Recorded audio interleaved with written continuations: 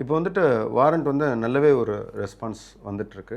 எதுக்கு உங்களுக்கு வந்து இந்த விஷ் அல்லது இந்த வாழ்த்துக்கள் எனக்கு ரொம்பவே பிடிச்சிருந்துச்சு அப்படின்னு எதை சொல்லுவீங்க?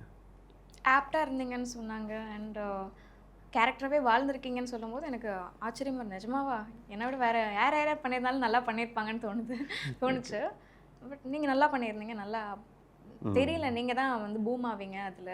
பிகாஸ் நீங்க கேரக்டராவே இருந்தீங்க. உங்களுக்கு சோஷியல் மீடியால பார்க்குறதுக்கும் அந்த கேரக்டருக்கும் நீங்க டிஃப்ரெண்ட்டா இருக்கீங்க. அதுவே எனக்கு ஒரு பெரிய ஆ ரிவ்யூவா இருந்தது. ரெஸ்பான்ஸா இருந்தது. ஓகே நம்ம கேரக்டர் மாறி இருக்கோம், ட்ரான்ஸ்ஃபார்ம் மாறி இருக்கோன்ட்டு.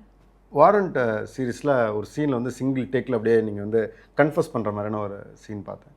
அதில் வந்துட்டு பயம் இருக்குது, அழுகை இருக்குது, அவ்வளோ எமோஷனை வந்துட்டு ஒரு கொடூரமான ஒரு விஷயத்தையும் சொல்கிற ஒரு மேட்ரு இருக்குது. எல்லாத்தையும் அந்த கண்ணுலேயும் முகத்துலேயும் கொண்டு வந்து அதை எக்ஸ்ப்ரெசிவாக சொன்னது. ஏன்னா அந்த விஷுவல் நாங்கள் விஷுவல் பண்ணிக்க வேண்டியதாக இருக்குது.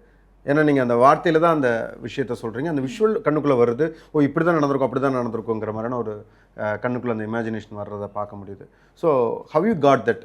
அந்த சீனுக்கு எப்படி உங்களை நீங்கள் ப்ரிப்பேர் பண்ணிக்கிட்டீங்க? ஆம், விக்னேஷ் சார் டைரக்டர் சார் வந்து எனக்கு ஒரு 1 ஹவர் முன்னாடியே ஸ்கிரிப்ட் கொடுத்துட்டாங்க. இப்படி பண்ணுங்க, நல்லாயிருக்கும்னு சொல்லிட்டாங்க. ஸோ தட் அதுக்காக ஒர்க் பண்ணிகிட்ருந்தேன், இந்த மாதிரி பண்ணலான்ட்டு. ஸோ அண்ட் அவங்ககிட்டயும் கைடன்ஸ் கேட்டுட்டேன். இந்த பிரசாந்த் சார்ட்டையும் கைடன்ஸ் கேட்டுக்கிட்டேன். இந்த மாதிரி பண்ணுங்க, பேசுங்க, அழுதுகிட்டே பேசணும்னு. ஃபஸ்ட்டு பேசும்போது டேக்கில் ரொம்ப பிளாண்டாக பேசிட்டேன். ஓகே கொலை பண்ணிட்டோம், நல்லா தைரியமாக தானே பேசணும் அப்படின்னு. இல்லை அழுதுகிட்டே பேசணும் அப்படின்னாங்க. ஓகே அழுதுகிட்டே பேசணும். டயலாகும் வந்து திணறாமல் நல்லா சரளமாக பேசணும், ஃப்ளூயண்ட்டாக இருக்கணும் அண்ட் தெளிவாக இருக்கணும். அது ரொம்ப இம்பார்ட்டண்ட். நான் தான் அந்த கதை அங்கே என்ன நடந்ததுன்னு எக்ஸ்பிளைன் பண்ணுறேன். ஸோ நான் தெளிவாக சொல்லணும். அங்கே இஷ்டத்துக்கு ஆக்ட் பண்ணுறோன்றதுக்காக அதுலேயே ஃபோக்கஸ் பண்ணிவிட்டு அந்த சீன் எக்ஸ்பிளைன் பண்ணலாம் நல்லா இருக்காது. ஸோ தெளிவாகவும் சொல்லுங்கள், நல்லாவும் சொல்லுங்கள். அண்ட் சிங்கிள் டேக் போகுது.